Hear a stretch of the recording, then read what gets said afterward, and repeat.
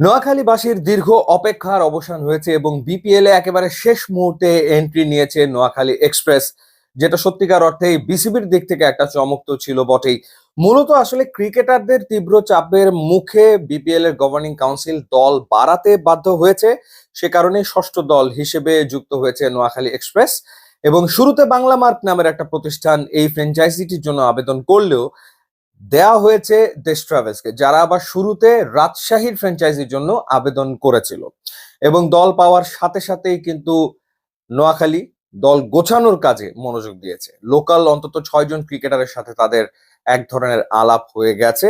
এই 6 জনের থেকে তারা দুজনকে ডিরেক্ট সাইন করাতে চায় অকশনের ঠিক আগে। এবং দলটার হেড কোচের দায়িত্বে দেখা যাবে খালেদ মাহমুদ সুজনকে, যিনি সবশেষ সিজনে ঢাকা ক্যাপিটালস এর হেড কোচ হিসেবে দায়িত্ব পালন করেছিলেন। খালেদ মাহমুদ সুজনের সাথে কথা মোটামুটি চূড়ান্ত পর্যায়ে রয়েছে। পাশাপাশি তালহা জুবায়েরকেও তারা আসলে তাদের কোচিং প্যানেলে যুক্ত করতে চায়। সেই 6 জন কারা, যাদের থেকে দুজনকে আসলে ডিরেক্ট সাইন করাতে চায় নোয়াখালী এক্সপ্রেস? একজন হচ্ছেন বাংলাদেশের টি-20 দলের অধিনায়ক লিটন কুমার দাস, তার সাথে প্রাথমিক আলোচনা হয়েছে। আর একজন ঠিক এই মুহূর্তে সুপার ফর্মে থাকা সৌম্য সরকার, তার সাথেও আলোচনা হয়েছে। এছাড়া ন্যাশনাল টিমের 3 জন ফাস্ট বোলারের সাথেও আলোচনা হয়েছে নোয়াখালী এক্সপ্রেসের। একজন বাহাতি ফাস্ট বোলার শরীফ, যিনি লাস্ট সিজনে খেলেছিলেন চিটাগং এর হয়ে। আর একজন তানজিম হাসান সাকিব এবং আর একজন হাসান মাহমুদ। মূলত যেটা বোঝা যাচ্ছে যে লিটন সৌম্যের থেকে একজনকে তারা ডিরেক্ট সাইন করাতে চায় এবং এই 3 জন ফাস্ট বোলারের থেকে একজনকে তারা ডিরেক্ট সাইন করাতে চায়।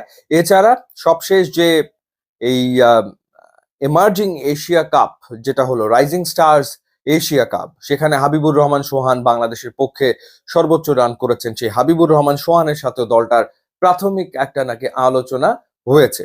সো সব মিলে 6 জন ক্রিকেটারের সাথে তারা কথা বলেছে। আর বিদেশিদের ক্ষেত্রে এখন পর্যন্ত শোনা যাচ্ছে যে জনসন চার্লসের সাথেই তাদের কথাবার্তা অনেক দূর এগিয়ে গেছে।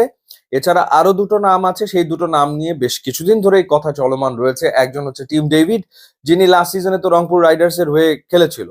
সো টিম ডেভিডের সাথেও তার আলোচনা করেছে এবং টিম ডেভিডের সাথে রংপুর রাইডার্সও আলোচনায় রয়েছে। আরেকজন হচ্ছে নিউজিল্যান্ডের জিমি নিশাম, তার সাথে আবার রাজশাহী ওয়ারিয়ার্স, তারাও আলোচনা করছে। সো মূলত বিদেশি ক্রিকেটারদের সাথে যে আলোচনাটা হয়, কয় ম্যাচ খেলতে পারবে, পার ম্যাচ পেমেন্ট তারা কিরকম নিবে, সেটার উপরেই আসলে চুক্তিটা হয়। তো সেই আলোচনা চলমান রয়েছে। যারা অ্যাভেলেবেল থাকে, আমরা গত সিজনে দেখেছি, তার আগের সিজনে দেখেছি, বাংলাদেশের একাধিক ফ্র্যাঞ্চাইজি তাদের সাথে যোগাযোগ করে এবং যার সাথে ডিলটা ভালো হয়, বনিবনা ভালো হয়, সেই দলে সেই বিদেশি ক্রিকেটারকে দেখা যায়। এবারও তার ব্যতিক্রম আসলে হবে না। তো মোটামুটি ভাবে দল গোছানোর কাজে নেমে পড়েছে নোয়াখালী এক্সপ্রেস এবং তারা প্রথম সিজনেই আসলে বাজিমাত করতে চায়, তারা একটা শক্তিশালী দল গড়তে চায়। এছাড়া নাকি পাইপলাইনে থাকা বাংলাদেশের বেশ কিছু ইয়াং স্টার্সদের সাথেও দলটার কথাবার্তা হয়ে গেছে। বাকিটা তো নিলামের দিন আসলে দেখা যাবে।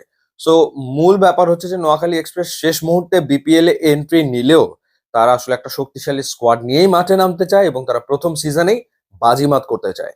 ইউটিউব এবং ইনস্টাগ্রাম